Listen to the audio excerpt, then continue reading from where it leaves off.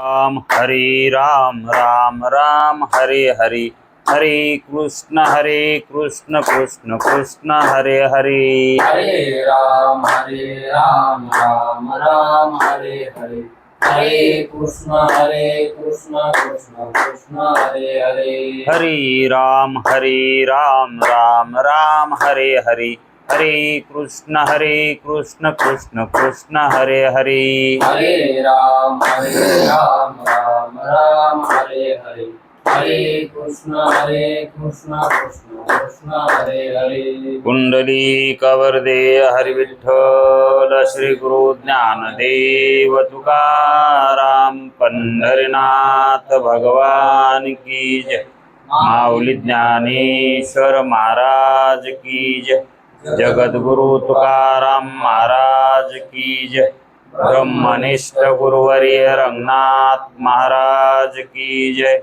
श्री विनायकं गुरुर्नौमि साकरे नाम विश्रुतं येषां चरणसान्निध्यात् जीवा मुक्ता भवन्ति।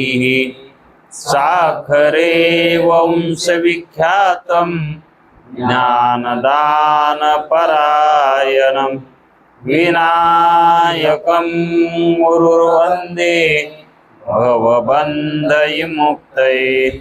श्रीरङ्गनाथं गुरुराजवर्यं मुमुक्षूणां ज्ञानदानेकदक्षं प्रभावती क्षेत्रनिवासिनं नमामि वेदान्तविदां वरिष्ठं पुण्डलीकवरदे हरिविठ्ठल तुकाराम पंढरीनाथ भगवान की जय। माऊली ज्ञानेश्वर महाराज की जय। सत्य प्रकाश विभो आणि आधार नाम रूपास बुद्धी न जाणे आणि जाणे इतिहास तो अपार शुद्ध परमात्मा मीची आशे माझे अपार स्वरूप समुद्रावरती जणू तरंग ब्रह्मा विष्णू महेश गणपती सूर्य चंद्र वरुण यम मिरविती देवी कुबेर ही तैशची जो सर्वज्ञानी दयाघन मुनी हृदय ज्याचे करीती ध्यान त्याचे उपते वारी करुणा नित्याभान मजची माझी होतशी ज्याच्या अज्ञाने भाषे जगत जसा दोरीवरी सर्प दिसत परी द्वयी ठाईना सर्प जगत हे स्वतंत्र आणि स्वयं ब्रह्म मीच्याशी पुण्य पुरुषी सदैव निष्काम बोध प्राप्ती कारणे भजावा राम तो मीची आहे आत्माप्त काम तरी नमन कवना करावे म्या जयांचे केलिया स्मरण सकल विद्येचे होय अधिकरण हे चिवंदू श्रीचरणा श्री गुरूंचे हे नमस्कारो न्याता चल विचार सागर तरंग 6वा परिच्छेद 21वा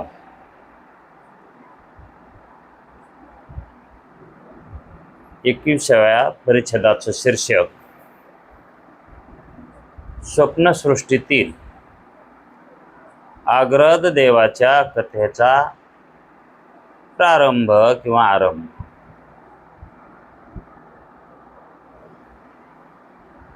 स्वप्नसृष्टीतील ही जी आग्रद देवाची कथा जी सांगितली आहे ही जाग्रत सृष्टीची नाही सांगितली। दोन प्रकारच्या सृष्टी आहेत, एक स्थूल रूपाने सृष्टी आहे आणि एक सूक्ष्म रूपाने सृष्टी आहे।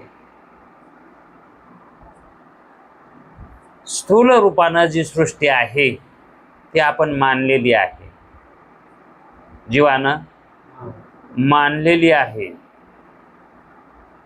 आणि त्याच जीवाला निद्रा अवस्थेमध्ये जे काय प्रतीतीला येतं, प्रतीतीला येत असेल तर त्याला सूक्ष्म सृष्टी म्हणायचं आणि त्याच सृष्टीला जशी जागृत सृष्टीला आपण स्थूल सृष्टी म्हणलो, तसंच त्या सूक्ष्म सृष्टीला स्वप्न सृष्टी म्हणायचं. म्हणजे ती एक स्वप्न सृष्टी एक आहे आणि जागृत सृष्टी एक आहे. पण ह्या दोन सृष्ट्या कुणाला आहेत? ज्याला जागृत ही सत्य वाटत आहे त्याला, आणि ज्याला जागृती ही मिथ्या झाली आहे त्याला दोन सृष्ट्या आहेत का? मग एकच सृष्टी आहे. मग ही आग्रत देवाची कथा आहे आणि त्या आग्रत देवाला स्वप्नामध्ये काय काय पाहिलं, काय काय दिसलं, त्याचं वर्णन केलेलं आहे. मग ही कथा का सांगायले? स्वप्नसृष्टीतली कथा ही सांगण्याची आवश्यकता का? कारण चाललेला विषय सर्व मिथ्या आहे. आत्माच एक सत्य आहे आणि बाकी सर्व मिथ्या आहे. याची मुमुक्षुला दृढता करून द्यायची आहे, असा निश्चय बांधून द्यायचा आहे. आणि मग काय सांगत होते गुरुजी की हे जे तुला जागृत अवस्थेमध्ये गुरु शिष्य शास्त्र, त्या शास्त्रातून केलेला गुरुनं बोध, त्या बोधानं प्राप्त झालेला मोक्ष, हे काय आहे? सगळं मिथ्या. हे सर्व मिथ्या आहे. मग हे सगळंच मिथ्या आहे तर जागृती कुठे सत्य होईल? मग म्हणून त्यामध्ये जागृती ही मिथ्या आहे, स्वप्न ही मिथ्या आहे आणि निद्रा ही. मग ही त्रिपुटीच मिथ्या आहे. कारण या त्रिपुटीला जे काही कारण आहे, उपादान उत्पन्न करण्याला कारण जे आहे, ते कारणच कसं आहे? आता कारणच मिथ्या म्हणल्यावर त्याचं कार्य सुद्धा. मग असा असताना आता याच्यासाठी काही काही म्हणी आहेत, पण त्या वापरायसारख्याच नाहीत, त्याच्यामुळं ते काही सांगत नाही. एक अंदाज सांगता येईल पण इथं नाही.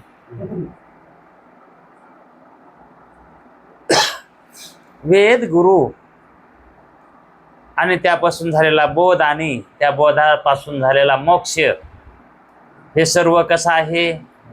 मिथ्या. हे जसं स्वप्नामध्ये जे आपल्याला प्रतीतीला येतं, आकाशादी पंचमहाभूत प्रतीतीला येतात, त्या आकाशादी प्रपंचापासून उत्पन्न झालेले पदार्थही प्रतीतीला येतात आणि त्या स्वप्नामध्ये आणखी काय घडत नाही?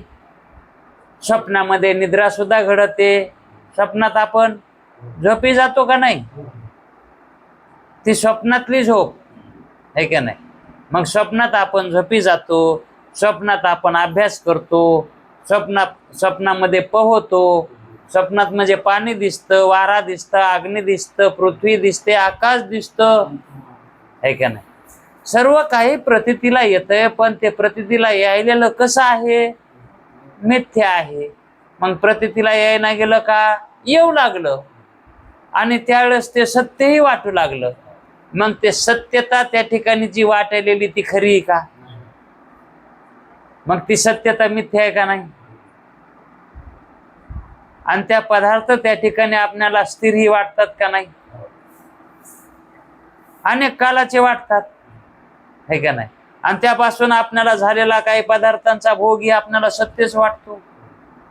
त्या ठिकाणी मी कर्ता आहे, भोक्ता आहे, मी ज्ञानी आहे, मी मुक्त आहे. स्वप्नात कुणाला? अहो, एखाद्या मुमुक्षूला स्वप्न पडलं मी मुक्त आहे, स्वप्नामध्ये त्याला मी मुक्त आहे असं भान होतंय. पडणार नाही स्वप्न, पण मुमुक्षूची तशी अवस्था पाहिजे ना. आणखी त्याच विषयाकडे जायचं आपल्याला, कारण कथाच तिथून चालू व्हायली. पण का कथा चालू झाली, का सांगावं लागली, त्याचं कारण सांगतो की याला आणखी दृढबोध झाला नाही तर्कदृष्टीला. त्याचे तर्कटी चालूच आहे, त्याची तर्कटी चालूच आहे. मग गुरुजी शेवटी सांगतात की बाबा, जसा स्वप्नामध्ये मिथ्या प्रपंच आपल्याला प्रतीतीला येतो का, तसाच हा जागृतीतला प्रपंच मिथ्याचा आहे. हा फक्त तुला प्रतीती तशी येईना झाली, अनुभव तसा येईना झालाय, आणि विचार करून जर बघितलं तर जागृती ही मिथ्याच आहे. जसं स्वप्नाला आपण मिथ्या ठरवलं आहे, त्याच कारणानं जागृती ही मिथ्या ठरव.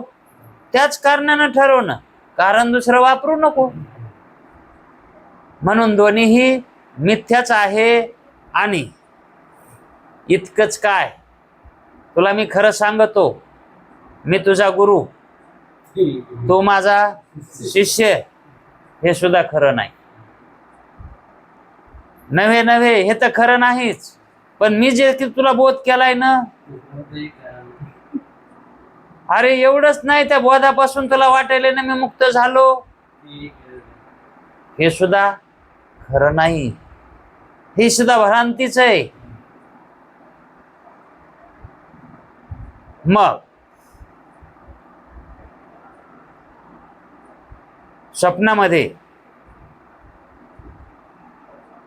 तुला प्राप्त होणारा मोक्ष ही सर्व मिथ्या आहेत. कसं? आता याला दृष्टांत देतात ते. हीच गोष्ट समजून सांगण्यासाठी त्यांनी दृष्टांत दिला की असं कोणाला झालंय, तर अग्रद देवाला झालं होतं. अग्रद देवानं स्वप्नामध्ये काय काय पाहिलंय, अग्रद देव वर्णन करून त्याच्या गुरुला सांगू लागला की मी स्वप्नात हे हे पाहिले, आणि तेच तुला मी आता इथं सांगायलो की असंच अग्रद देवाला स्वप्न पडलं होतं, आणि त्या स्वप्नामध्ये तो नाना प्रकारचे विषय प्रतीतीला त्याचे येऊ लागले.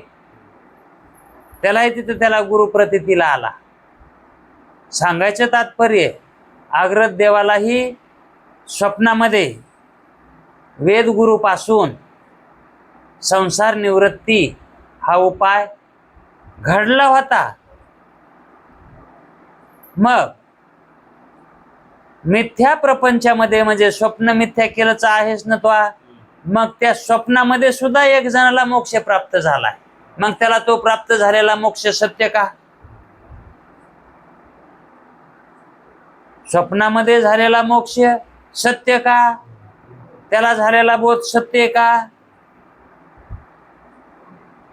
मग जर त्याला स्वप्नामध्ये झालेला हा मोक्ष प्रातिभाषिक सत्तेतला आहे, म्हणजेच भ्रांतरूप आहे, तसाच इथंही तुला, आता मी तुझा गुरु दिसायलो, तुला वाटायले मी यांचा शिष्य आहे, मग हे प्रतीचेचे असणारे विषय, प्रतीतीचे असणारे विषय कोणते? मी, सद्गुरू, आदी करून तू माझा शिष्य. आदी करून म्हणजे काय? आता तू माझा शिष्य, तुला केलेला बोध आणि त्या बोधापासून मिळालेलं फल मोक्ष हे सर्व अनिर्वचनीय मिथ्या आहे. बोध करून ते मिथ्या म्हणून सांगायलेत. बोध त्यांनी केला आहे का नाही? आणि बोध करणं झाल्याच्या नंतर सांगितलंय की मी आणि तू आणि याच्यातून झालेला शास्त्रबोध आणि त्या बोधाने मिळालेला मोक्ष फल हे सर्व भ्रांत रूप आहे. असंच जसं दृष्टांत देऊन देतात. आता उदाहरण, आग्रह देवा स्वप्नामध्ये मिथ्या प्रतीतीचे विषय, मिथ्या प्रतीतीचे विषय सद्गुरू वेदाधिक अनिर्वचने उत्पन्न झाले. आता ते स्वप्न इतकंच सांगितलं की त्याला स्वप्नामध्ये वेद गुरु हे अनिर्वचनीय उत्पन्न झाले, म्हणजेच मिथ्या उत्पन्न झाले. जसं स्वप्नामध्ये वेद गुरु, मोक्ष सांगणारा बोध, मोक्ष फल हे मिथ्या आहे. कुठे? स्वप्नामध्ये. हे जसं स्वप्नामध्ये मिथ्या आहे का, मग जागृती ही तुला कशी सांगितली? मिथ्या आहे. मग जागृती मिथ्या म्हटल्यावर तुलाच शंका व्हायला पाहिजे की मग इथेही जर मोक्ष होत असेल तर हाही भ्रांत रूपच आहे, असं तुलाच वाटायला पाहिजे का नाही? पण इथं तुझा तर्क बंद पडलाय. आता तुला तो तर्क, कारण तुझी बुद्धी आता कशी झाली आहे? स्थिर झाली. आता ती बुद्धी विभ्रंशीली, ती बुद्धी काय झाली त्याची? आता भ्रंशली राहिली नाही. अगोदरची बुद्धी कशी होती? भ्रमरूप होती. आता ती बुद्धी कशी झाली? त्याला शास्त्रामध्ये विभ्रंशली बुद्धी म्हणतात. आणि ज्याची विभ्रंशली बुद्धी होते ती, त्या बुद्धिवानाची अवस्था विधेय मुक्तीच असते. त्याची अवस्था कशी असते? विभ्रंशली बुद्धी. म्हणजे ती बुद्धी कधी काय करेल, कशात आनंद मानेल, मग ती बुद्धी दुःखातही आनंद मानेल आणि सुखातही दुःख मानेल. पण त्याचं दुःखही खरं नसतं आणि त्याचं सुखही खरं नसतं. तो एकटाच हसू लागेल, कारण बुद्धी कशी झाली? विभ्रंशली आहे. आता ती विभ्रंशलेली बुद्धी ही जीवाला भ्रमरूप वाटेल आणि जीवाची बुद्धी भ्रमरूप आहे. मग त्या भ्रमरूप बुद्धीला विभ्रंशले बुद्धीमध्ये भ्रम दिसतो आणि विभ्रंशली बुद्धीमधून जर पाहिलं तर जीवाच्या बुद्धीमध्ये भ्रम दिसतो. मग कोणाचं सत्य आहे आता?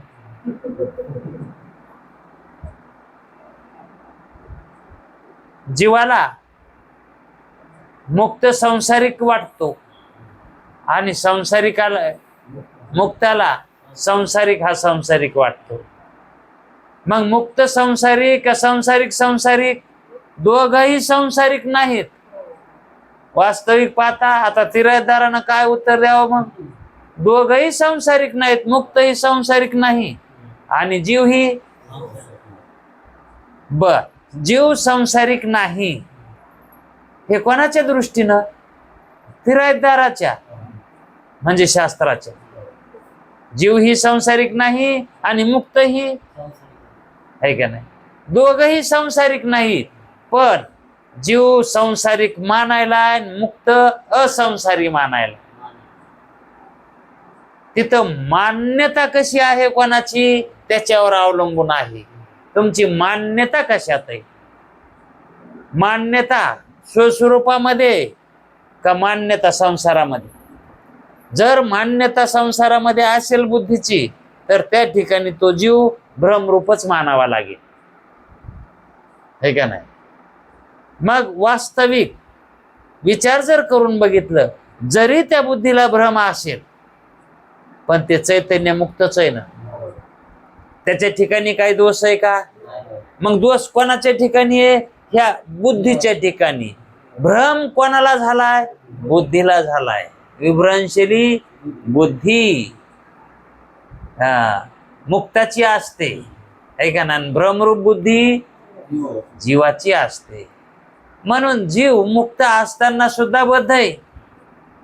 मुक्त असतानाही कशामुळं? तर घेऊन या छंद मुक्त होता परी. मग सर्व हे बुद्धीवर अवलंबून आहे. कारण हा सर्व डोलारा कोणाचा आहे? है का ना? याच उपाधीनं आपण जागृतीला जागृती मानायलोत, झोपेतून उठलोत की जागृती मानायलोत, झोपी गेलो तर काय दिसलं की त्याला स्वप्न मानायलोत, है का नाही? मग हे कोण मानायलंय? तर ती बुद्धीच तशी करायली. त्या बुद्धीला समोरचं जे काय आपल्याला प्रतितीला आलंय का त्याचं सत्य ज्ञान व्हाय नाही की हे काय आहे, हे काय आहे. आता आपण थोडासा विचार करून बघावं. आता हे आपणाला हे जे देह वाटायला हे काय आहे? हे देह काय आहे? हे जगत काय आहे? देव देव म्हणते ते देव काय आहे? देव काय आहे याला उत्तर देता येईल का हो? ते व्हावं लागतं तेव्हा कळत आहे. हा, देव व्हायच्या आधी देव कळत आहे का? ते होऊनच बघावं लागतंय का नाही? जर त्या देवाला पाहायचं असलं तर देव व्हावा लागतंय तेव्हा देव कळत आहे, हे का नाही? आता मुक्ताचा आनंद जर बघायचा असेल तर मुक्तच व्हावं लागेल का नाही? मग शास्त्रातल्या शंका, शास्त्रातलं समाधान जर कळून घ्यायचं असेल तर शास्त्रात यावं लागेल, है का नाही? तसं जे आपल्याला प्राप्त करायचंय तत्स्वरूप व्हावं लागत आहे, है का नाही? त्याच्यासारखं व्हावं लागतंय तेव्हा ते कळत आहे. आणि त्याला म्हणावं लागतंय अपरोक्ष. अपरोक्ष त्याला म्हणतात, है का नाही? मग हे शिष्याला सद्गुरु आग्रद देवाचा दृष्टांत घेऊन म्हणतात की आग्रद देवालाही स्वप्नामध्ये मोक्ष झाला, आग्रद देवाला स्वप्नामध्येही गुरु भेटले, आग्रद देवाला स्वप्नामध्येही स्वर्ग दिसला, आग्रद देवाला स्वप्नामध्येही विंचू सर्प दिसले. मग इथं का आदेशनात का जागृतीमध्ये तसं? मग जागृतीमध्ये आणि स्वप्नामध्ये इतकिंचितही फरक नाही. कारण आग्रद देवाच्या स्वप्नावरून तो आग्रद देवच ठरवितो की जागृतीमध्ये येण्याच्यामध्ये काही फरक नाही. हा आग्रद देवाचा अनुभव आहे. असा एक आग्रद देव होता म्हणून सांगितलं आणि त्यानं मला ते स्वप्न सांगितलं होतं. ते स्वप्न तुला आता दृष्टांत म्हणून सांगितलंय की जागृती स्वप्न हे सारखेच आहे, काही फरक नाही. मग स्वप्न तू मिथ्या केलंस ना, तशी जागृती ही मिथ्या समज. आणि मग जागृती मिथ्या झाल्या तुला काय होईल? मी जन्मलो नाही आणि मी मरणार नाही. स्वप्नामध्ये आपण कोणाचा नवरा होतो, कोणाचा बाप होतो, कोणाचा आई होते, कोणाची बहीण होते, कोणाचा भाऊ होतो. हे जे होतो आपण, ते होतो का? आपण होत नाहीत. फक्त काय आली? ती प्रतीती आली. त्याला प्रतीती मात्र सत्ता आहे. फक्त त्याला कोणती सत्ता म्हणते? प्रतीती मात्र सत्ता. असणं होणं काहीच नाही. म्हणून तर त्याला आपण मिथ्या मानतो, है का नाही? आणि तसंच इथं आहे. नाही मग ते वाटतंय हे का म्हणून वाटून आणखी तो प्रश्न येतोच पुन्हा. मग तेही त्या काळीत वाटू लागलं का? त्याचं उत्तर ते आहे. स्वप्नात तुला स्वप्न वाटलं का? स्वप्नाचं ज्ञान झालं का? स्वप्न आहे म्हणून त्यावेळेस त्याला नाहीच म्हणावं लागेल. तसंच मग इथंही जागृतीमध्ये हे स्वप्न आहे असं आपणाला ज्ञान व्हालंय का? मग कधी होतं? सत्शास्त्र श्रवणानं, है का नाही? मग भ्रमरूप बुद्धीमध्ये होतं का हे ज्ञान? मग त्या बुद्धीला काय करावं लागतंय?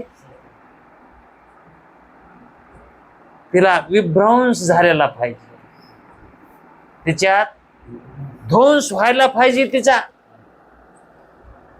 ती बुद्धी फुटायला पाहिजे. बुद्धीचा गोळा आहे, असा आहे, बुडबुड आहे तो फुटायलाच पाहिजे. कारण ती तितक्यातच जग मानायली त्या बुडबुड्यातच. आणि ती बुडबुडा फुटल्यावर तीच बुद्धी काय होती? जे मी सर्व म्हणून. सर्व जे आहे का ते मीच आहे. त्या बुद्धीचा तसा निश्चय होतो, है का? मग तो बुडबुडा फुटणे म्हणजेच विधेयमुक्त अवस्था प्राप्त होणे. आणि तोच ब्रह्मरूप आहे. मग वर्तत दिसती देही. मग तो फिरायलेला, चाललेला, खायलेला, पिलेला दिसतो. वर्तत दिसती देही. परी देही ना माझ्या ठाई, भगवंत म्हणतात अर्जुनाला. अरे त्याची अवस्था कशी होते बघ ना. तो दिसतोय देहात, पण तो देहात नसतो. ते माझ्या ठिकाणी असतो आणि मी त्याच्या ठिकाणी असतो. हा कोणता अध्यास सांगितलाय? अनन्य अध्यास, है का नाही? त्या दिवशी कोणता ह्याचा अध्यास सांगितला ना. हा अध्यास आपल्याला जो व्हायलेला अध्यास काय आहे? हे अनन्य अध्यासच आहे. कारण विवर्त कशात झालाय आणि परिणाम कशात झालाय? हेच अनन्य अध्यास आहे, है का नाही? मग जो विवर्त आहे का त्याचा परिणाम कशात झालाय? विवर्त कशात झालाय? उपाधीमध्ये, है का नाही? तसं भगवंत आहेत का त्या अर्जुनाच्या अंतकरणामध्ये विवर्त रूपानं, आणि अर्जुनाची जी बुद्धी आहे का ती परमेत्म्याच्या ठिकाणी परिणाम रूपानं, है का नाही?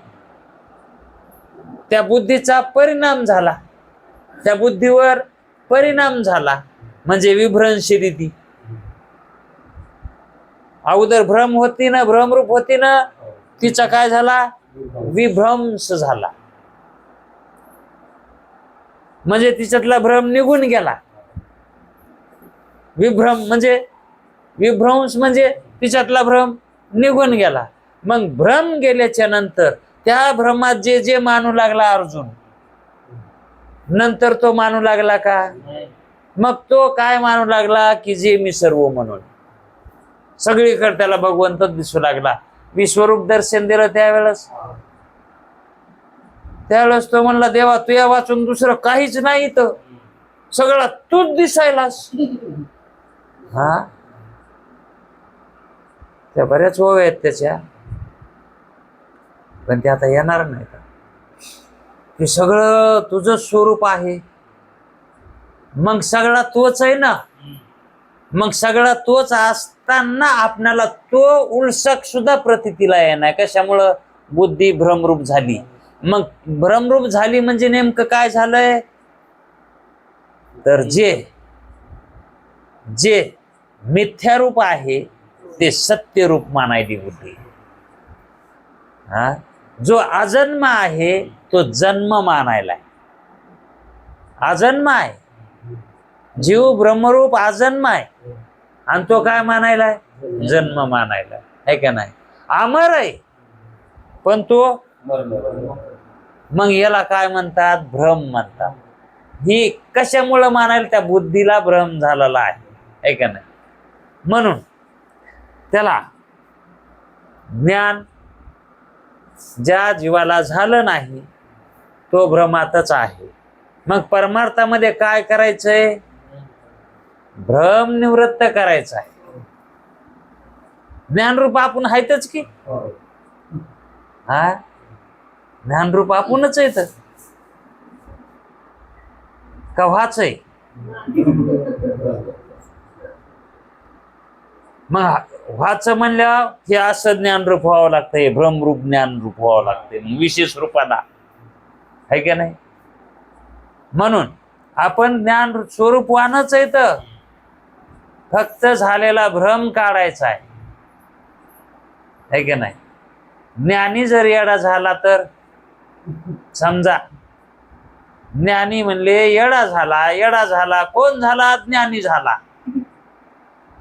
मग म्हणले त्याला उपचार चालू येत. कशाचे उपचार चालू येत? वेळे पण घालवायचे का ज्ञान आणायचे?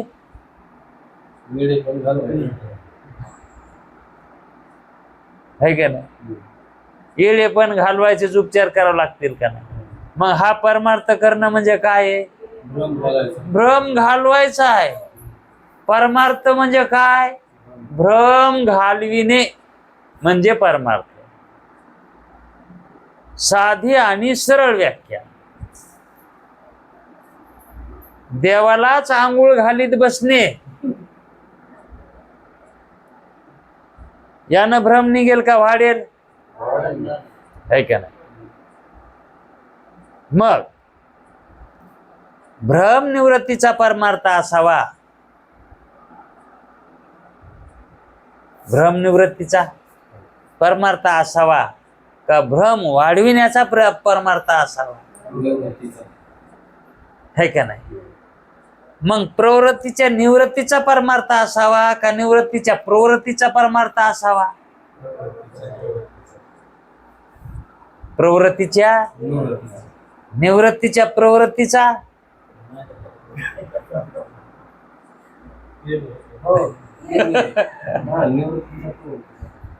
इथं लय मोठे मोठेचे घोळ होते तर बर का. निवृत्तीमध्ये प्रवृत्ती म्हणलं तरी हेच आहे आणि प्रवृत्तीमध्ये निवृत्ती म्हटलं तरी असं परमार्थाचं स्वरूप आहे. म्हणून गुरुजी शिष्याला म्हणू लागले की तुला आग्रत देवाच्या स्वप्नाची कथा सांगतो. त्यालाही स्वप्न पडलं होतं असंच, पण ते तुझ्यावानी केलं नाही ते ना. त्यांना तसं स्वप्नामध्ये प्रतीतीला आला अनुभव, तो जागृतीत सुद्धा तसंच मानू लागला. जागृतीत सुद्धा स्वप्नासारखंच. मग आग्रत देव म्हणजे कोण? आग्रत अज्ञानी जीव.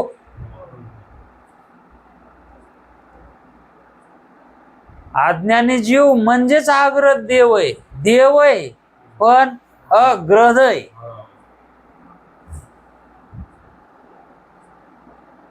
मग त्याच देवाला स्वप्न पडायले. कोण्या? आत्मदेवाला. आग्रत म्हणजे आत्मदेव. आता जीव आत्माच आहे ना, मग खरा अर्थ इथं आत्मदेव आहे. मागे आत्मदेवाची कथा झाली का कुठं पंचकरणात? आत्मदेवाची आत्मदेव, अग्रद देव म्हणजे कोण? आत्मदेव, आहे का नाही? मग आता ही कथा कोणाची आहे? आत्मदेवाची. मग आत्मा कोण नाही? आणि मग सगळ्यांना आपण अग्रद देव म्हणूनच कथा ऐकायला पाहिजे का नाही? आपणच आहेत अग्रद, आहे का नाही? मग आपलीच त्या ठिकाणी जे काय कथा आहे ती आपलीच कथा आहे म्हणून ऐकायची. अशी इथं टीप नाही दिलेली, पण कुठंतरी मी ती टीप वाचली की आपलीच कथा म्हणून ऐकावी. मग जुन्या विचारसागर मध्ये कुठे किंवा वृत्तीप्रभाकर मध्ये कुठेतरी वाक्य येते की आपली कथा म्हणून ऐकावी. ती का याच्या अगोदर एखादी कथा गेली त्याच्यामध्ये होतं का? पण आपण तसंच सांगितलं की आपलं म्हणूनच ऐकायचं, आपणच आहेत म्हणून. मग तो अग्रद देव आहे ना, तो अनादिकालापासून निद्रित होता, तो झोपीत होता. सुरुवात कुठून केली? हा, ते झोपलेला होता. हा, मग कवापासून झोपला होता? अनादिकालापासून. विचार करा, आपण कवापासून आहेत आता झोपलेले? मग अग्रद देव कोण? हा,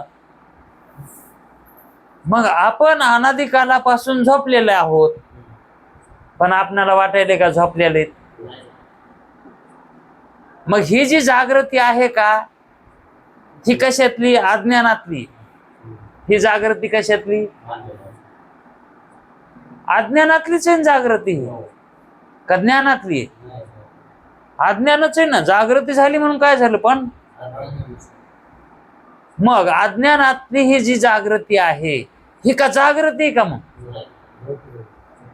ही झोपच आहे, पण आपल्याला वाटायलंय. मग हेच भ्रम आहे ना. आपण खरे झोपलेलेच आहेत, पण आपल्याला झोपलेलो आहेत, है का नाही? है का नाही? झोपलेलोच आहेत का नाही? आणि मग आता झोपलेलो आहोत तर याच्यात जागा व्हायचंय. हा, मग आता झोपलेलो आहे तर जागा व्हायचंय, तर जागा कोण करणार आणि कशातून करणार? आता आपण अनादिकालापासून निद्रिस्त आहेत, हा, पण आपल्याला प्रतीती यायली ना. मग आता निद्रा आहे का? प्रतीती यायली, पण जाग झालोत का? झोपेतून झोपलेलोच आहेत, पण प्रतीती यायली. मग झोपल्यावर जी प्रतीती येते त्याला काय म्हणते? मग हे काय? आणखी किती पटवून द्यायचं? शास्त्र किती दयाळू बघा, किती पटवून देतय. हा अज्ञानी जीव अनादिकालापासून अज्ञान नावाच्या निद्रेमध्ये हा झोपलेलाच आहे, आणि त्याच्यामध्ये त्याला स्वप्न पडलं. आता हे आपलं हे स्वप्नच आहे, पण खरे आपण कारणामध्ये झोपलेलोच आहेत. कारणात झोपलेलो आहेत आणि हे सूक्ष्मामध्ये आपल्याला प्रतीती यायली. लिंगामध्ये, लिंगदेहामध्ये ही प्रतीती यायली, आणि लिंगदेहात आलेली प्रतीती ही वास्तविक सत्य नसते. सूक्ष्म देहामध्ये आलेली प्रतीती सत्य नसते, है का नाही? मग आता हे आपल्याला कशाने प्रतीती यायली? जागृतीतली. हा हे स्थूल देह, पण प्रतीती कोणाला याली? स्थूलाला याली का? है का नाही? मन, बुद्धी, चित्त, अहंकार हे सूक्ष्म आहेत का नाही? सूक्ष्म देहाचे आहेत का नाही? आणि आपण हे जागृतीतले पदार्थ कशाने जाणायलो? मग ही बी सूक्ष्मच आहे ना सृष्टी. तुम्ही मानली होती म्हणून आम्ही तुमच्या संग संग शास्त्र म्हणतोय, आम्ही चालू लागलो. तुम्हाला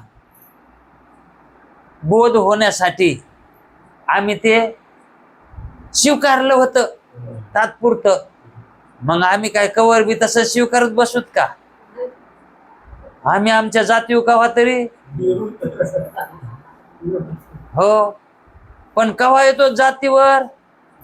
समर्थ्याचा अधिकार बघून. आता इतका विचार सागर सांगणं झालाय, मग आता तापलाच असं ना तवा मग टाका भाकर त्याच्यावर, है का नाही? तवा तापला की भाकर भाजतच असते. तस सगळं सांगणं झाल्यावर सांगायले जागृती सुद्धा मिथ्याच आहे. आणि जीव हा अज्ञान नावाच्या निद्रेमध्ये निद्रिस्तय आणि त्याच्यामध्ये त्याला ही प्रतीती यायली, ही कल्पनेनं आली आणि ही भ्रमरूप आहे. म्हणून आपण हे जागृतीत सुद्धा कसे आहोत, ह्या प्रतीती यायली आपल्याला, ही भ्रमानं यायली, है का नाही? ही भ्रमरूप प्रतीती आहे. आणि जर ही प्रतीती भ्रमरूप आहे असं जर ज्ञान झालं तर तो जागा झाला. तो कसा झाला? हा, फक्त भ्रम जाण्यापुरतच काम आहे नाही तर हा, प्रतीती येऊ का नाही येऊ, भ्रम राहू फक्त, है का नाही? प्रतीती येऊ की नाही येऊ. जर समजा आपण स्वप्नात आहे तर, है का नाही, आणि आपल्याला तिथं कळालं की हे स्वप्न आहे बर का, हा, आणि एखादा भिकारी आला, भाकर द्या ओ मालक असा जर म्हणला, आपल्याला स्वप्न हे कळालंय, अरे बायक काय म्हणतोस, दुरडीच घेऊन जाईन, पैसे द्यायचे का, 1,00,000 रुपये तर द्यायचे का तुला? किती उदार होईल तिथं कळाल्यावर. ते अंतकरण काय होतंय, त्याला किंमतच नसते ना, त्याला जाणतंय ते की हे सर्व काय आहे. मग तुकाराम महाराजाचं कसं होतं, संतांची ती वृत्ती असते, मग संताला त्या वृत्तीतून ओळखावं म्हणजे संत कळत येत, संत कसे असतात.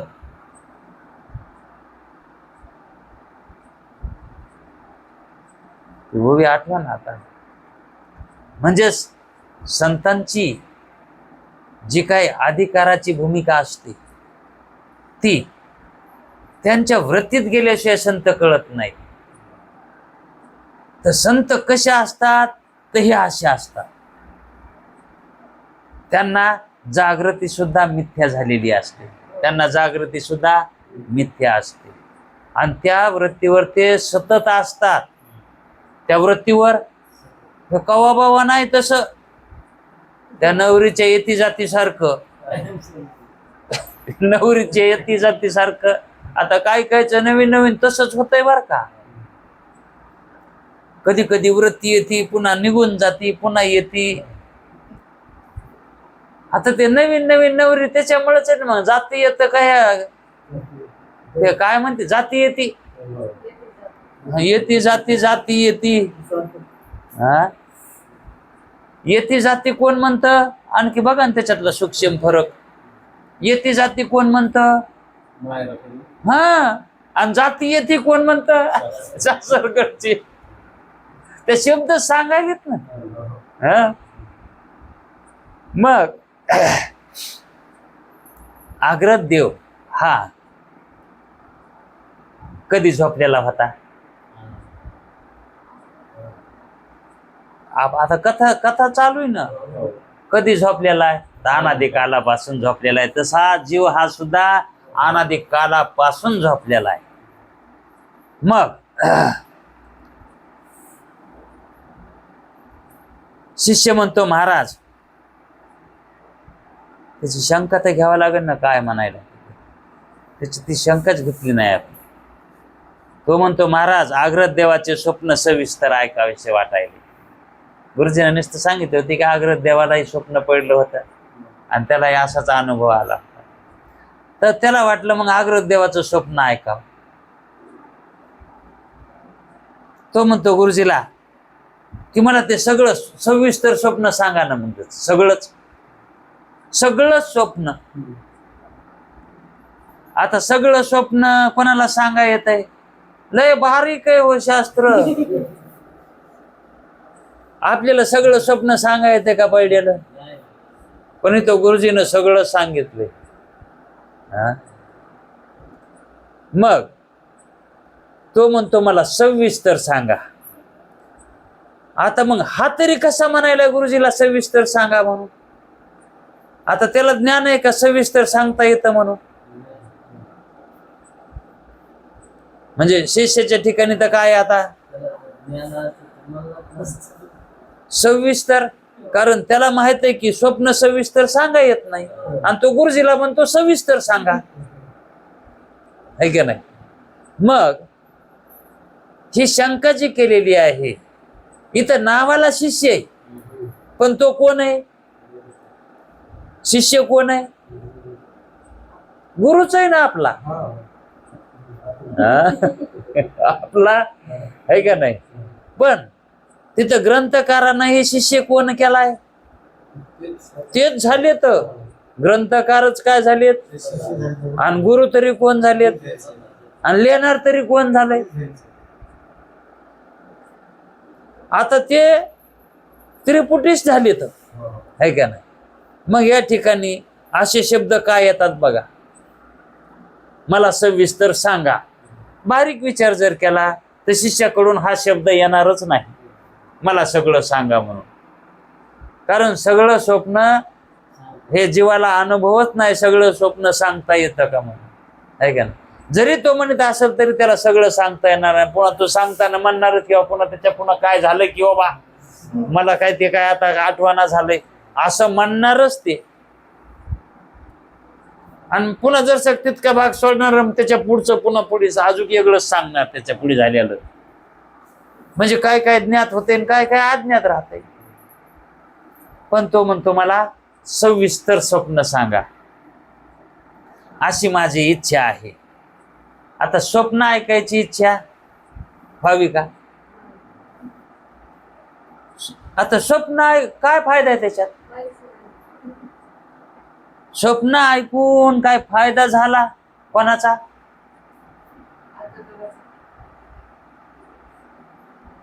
पण स्वप्न आहे ना ते. पण याला काय इच्छा व्हायली? स्वप्न ऐकायची. नाही तर त्यानं सोडून द्यायला पाहिजे होतं की स्वप्न काय मिथ्या, ते काय ऐकायचंय? आग्रदेव गुरुजी म्हणायले तर आग्रदेवाची स्वप्नाची कथा तुला सांगतो. हा, मग याला इच्छा का झाली ती स्वप्नाची ऐकायची? कारण स्वप्नाची त्याला जी इच्छा झाली ना ऐकायची, त्या अर्थी त्याला बोध करून घेण्याची इच्छा आहे. त्याला कशाची इच्छा आहे? मोक्षाची इच्छा आहे. त्याची आणखी ती जिराली नाही ना, ती मोक्ष इच्छा जिराली का ती? मग त्याला वाटायला ह्या कथेतून तरी आपल्याला मोक्ष होईल. कारण कथेतून, स्वप्नाच्या कथेतून आपल्याला बोध होईल असं तो का म्हणायला? कारण सद्गुरु काय म्हणायचं, जागृती आणि स्वप्न एकच आहे. मग जागृतीतलं शास्त्र ऐकलं काय आणि स्वप्नातलं ऐकलं काय? मग स्वप्नात आपल्याला जर बोध झाला, समजा झाला स्वप्नामध्ये बोध आपल्याला, आणि आपण स्वप्नात आपल्याला मुक्ततेचा अनुभव प्राप्त झाला आणि आपल्याला जाग आली, आणि तो निश्चय आपण कायम ठेवला, पुन्हा आपल्याला मुक्त होण्याची काही प्रक्रिया करावी लागेल का? तुकाराम महाराजाचं कसं झालंय? त्यानं जागृतीत गुरु केला का? स्वप्नात केला नाही का? स्वप्नातल्या गुरुनं त्यांच्यावर कृपा केली नाही का? स्वप्नातल्या गुरुनं. आणि मग त्यांना स्वप्नातच काय झालं? ज्ञान झालं, है का? मग त्यांनी स्वप्नातला गुरु मानला, त्यांचं चुकलंय का? कामून म्हणायले ते मी स्वप्नातला गुरु? हे जाणलं ते न, हे शास्त्र पठन केले. ते म्हणले जागृतीमध्ये आणि स्वप्नामध्ये तर काहीच फरक नाही ना. मग स्वप्नात बोध झाला काय आणि जागृतीत झाला काय? है का नाही? जर समजा एखादी गावातच पोरगी दिली, कुठं मग ती दिवाळीला गेली काय नाही गेली काय?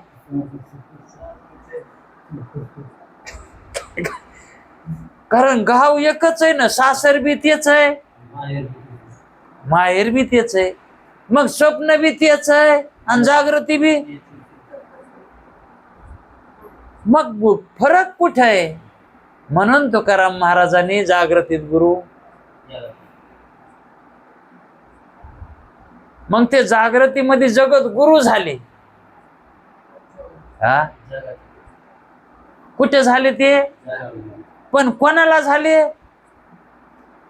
जीवाला झाले. हे जगत गुरु आहेत म्हणून, है का नाही? आणि त्यांना जगत होतं का? मग त्यांच्याकडून कसे जगत गुरु होते? जीवाकडून ते जगत गुरु इथं. जीव म्हणायले ते जगत गुरु आहेत, जगत गुरु आहेत, है का नाही? मग जीव जरी म्हणला हे जगत गुरु आहेत, हे जगत गुरु आहेत, पण जगाला कळाले का ते जगत गुरु आहेत म्हणून? मग हे जगत गुरु कोण म्हणलं? हा, जीवाला कळत का? हा, जगत गुरु कशाला म्हणतात हे कळत का?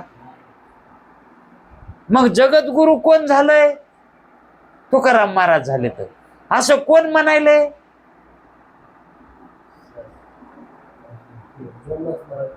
हा, असं हे म्हणायले कोण? तुकाराम महाराज जगद्गुरु. असं म्हणलं कोण? ही जी काय म्हणते त्याला, ही उठली एवढी मोठी. हा, भूमिका नाही. ही जी उद्भुतता जी झाली, ही उत्पन्नता ती झाली जगद्गुरूची, ही उत्पत्ती, ही उद्भूत भावना, ही उद्भूत भावना कोणाकडून झाली? ही जीवाकडून होईल का? होणं शक्य आहे का जीवाकडून? जीवाच्या ठिकाणी अज्ञान आहे, आणि अज्ञानाच्या योगानं ते जगद्गुरु असं ज्ञान त्यांना होणार नाही, है का नाही? आणि मग ते स्वतः म्हणणार नाहीत मी जगद्गुरु आहे म्हणून, मी जगद्गुरु. त्यांच्याकडून प्रकाशन होईल का? मग जगद्गुरु म्हणलं कोण? है का नाही भानगड? ज्याला जगद्गुरु वाटतं, ज्याला जगगुरु वाटतं, इथं जगामध्ये शिकायसारखं आहे. हा, कसं जगगुरु? जगत मिथ्या आहे, जग मिथ्या आहे, है का नाही? मग ते मिथ्या गुरु केलं, जाणणारा सुद्धा मिथ्या आहे. जसं हे जग मिथ्या आहे तसं त्याला पाहणारा सुद्धा. मग पाहणे पण हे सत्य आहे का? मग ज्याचं पाहणे पण सुद्धा मिथ्या आहे, आणि त्या पाहण्यातून जे दिसायले तेही मिथ्या आहे, ते कोण झालं? जगद्गुरु.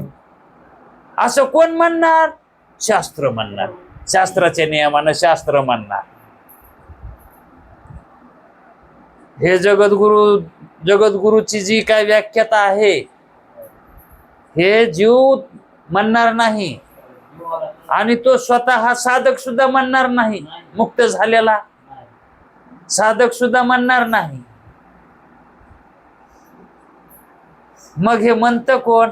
शास्त्रानं घालून दिलेला नियम. त्या नियमावरून असं ठरतं की जगद्गुरु कोण? ज्यानं जगत मिथ्या केलंय, त्या जगालाच त्यानं गुरु केलंय. जसं जग मिथ्या आहे तसं पाहणारा सुद्धा, आणि स्वतः जो आहे तो ब्रह्मरूप आहे.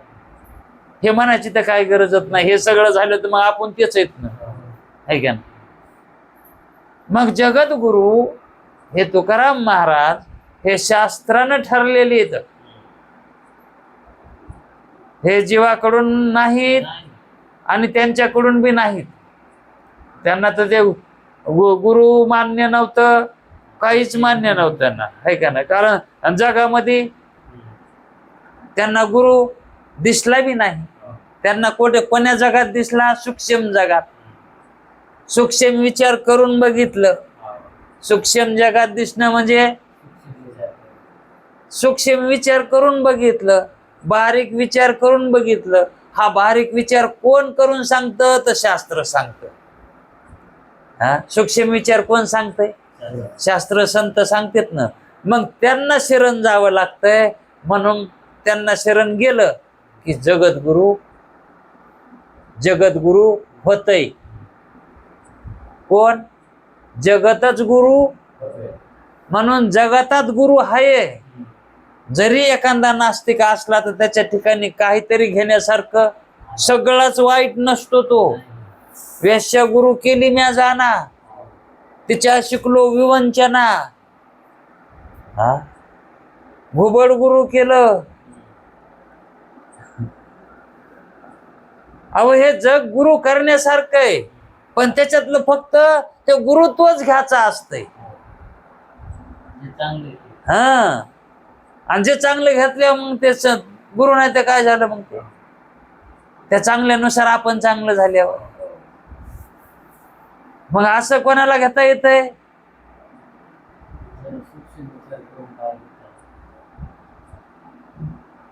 दूध आणि पाणी एकत्र करून ठेवल्यावर दूधच कोणाला प्या येतंय? राजहंसाला.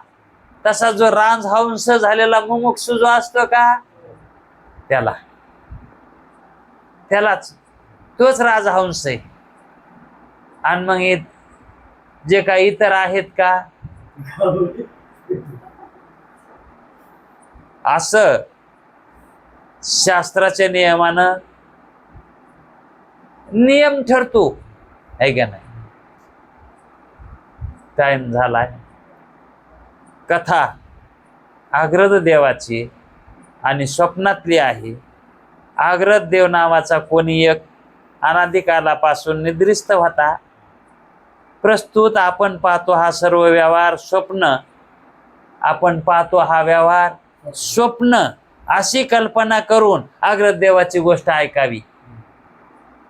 आणि आपण आग्रद देव आहेत इथं, ते तशी कथा ऐका म्हणून सांगितली, ती तशी आली इथं. प्रस्तुत आपण पाहतो हा सर्व व्यवहार स्वप्न, अशी कल्पना करून आग्रद देवाची गोष्ट सांगितली आहे. त्यास स्वप्न पडले. कोणाला? आग्रद देवाला स्वप्न पडले. पण कुठं? निद्रित अवस्थेमध्ये स्वप्न आहे. तो झोपलाय पण त्याला स्वप्न पडले. हा, मग तो झोपलाय का जाग आहे? होय,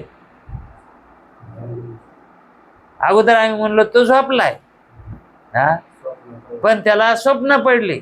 मग तो जागा आहे का झोपला? जागा झाला. स्वप्नात जागा झाला तो, आहे का नाही? आणि ते जागा होऊन, झोपीत जागा होऊन स्वप्न पाहू लागला, पदार्थ पाहू लागला.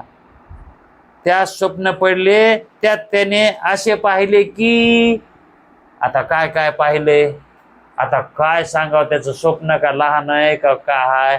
आता त्याच स्वप्न कव्हर चलन, हे लय मोठं स्वप्न आहे त्याचं. आणि त्याचं स्वप्न ऐकलं की आपल्याला जाग येणार आहे. त्याच्या स्वप्न ऐकण्यात, आहे का नाही? अशा रीतीनं ऐकायचं बर का, आपल्याला जाग यावी. त्याचं स्वप्न अशा रीतीनं ऐकायचं की आपल्यालाच, आणि आपलंच म्हणून ऐकायचं. मग जाग येते. दुसऱ्याचं म्हणून ऐकिलं मग नाही येणार. मग ते तसंच राहणार, स्वप्नाला स्वप्नच राहणार. पण ते स्वप्न वाटणार नाही. पुन्हा स्वप्नच राहणार, पण स्वप्न वाटणार नाही.